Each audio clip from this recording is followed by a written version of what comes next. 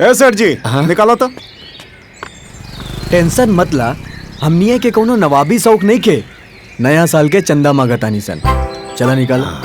अरे निकाल ना। धंधा पानी ना बाहो। चला जो कुछ नहीं सेठ जी सामान निकाली।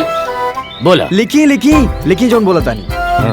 10 किलो बासमती चाउर, 3 लीटर सरसों तेल जननी। लिखी 2 किलो लहसुन, गरम मसाला, अमरचो रखी। पकड़ा लो अब फूटा। चला देख ला। ई का देता नहीं सेठ जी। अरे इतना तो नचनिया के ढोड़ी में तेलवो लगाए भर के ना होई। ए भाई दूसरा जगह लग जाई। अब शुद्ध मन से तू लोग फूट ला। अरे छोड़ यार, खत्म आदमी भाई। चल खत्म मर दे। खत्म बर जा। हाँ जा मार। बताएं तोरा का कितना लिख दी? लिखी। हाँ 50 रुपया बा। अरे जानत नहीं के का सन? एरिया का रंगदार भुसंडी यानी हम। एरिया में रंगदारी खाली हमें उसूल सकीला। जानता नहीं सर, बाकी हमनी के रंगदारी थोड़ा ना वसूलता नहीं सन। हमनी तो खाली नयका साल के प्रोग्राम के चंदा वसूलता नहीं। होशियार चंद पब्लिक से चंदा वसूल के अंधा बनाता रहा।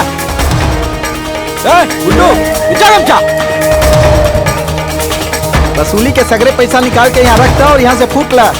चंदा वसूल ले बानी सब यार। सब के सब अब शमशान जाबर। चल निकाल पैसे। चल सारा पैसा निकाल दे। चल तू भी दे।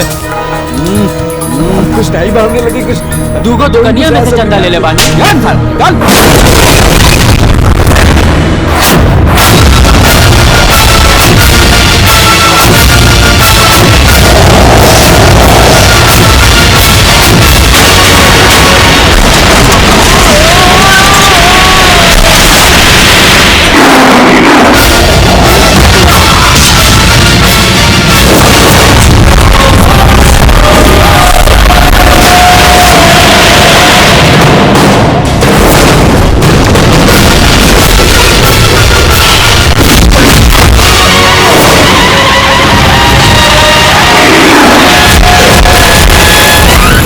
लोग के पैसा लौटा दा जा, नहीं तो इतना मार मार पीछे से हिंग फेंक दे बोलो।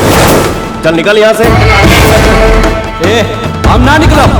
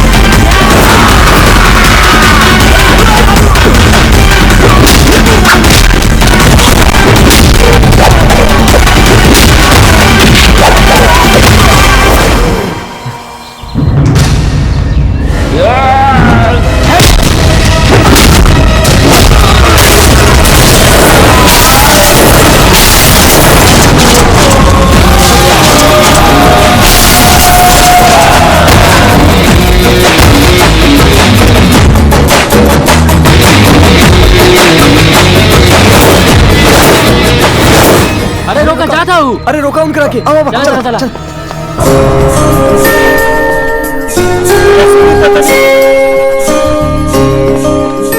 मदद कहला के बहुत बहुत धन्यवाद भैया तोरा के। भैया तुम्हारा नाम कहा? पवन सिंह नाम है हमार। कहाँ से आयल बनी भैया? भाई हम अनाथ हैं, कौनो पता ठिकाना नहीं के। जहाँ रात हो जाला वही हम अपन डेरा जमा लेला। हमनियों के अनाथे बानी सन। तरहुआ हमनिए का संग चली। हाँ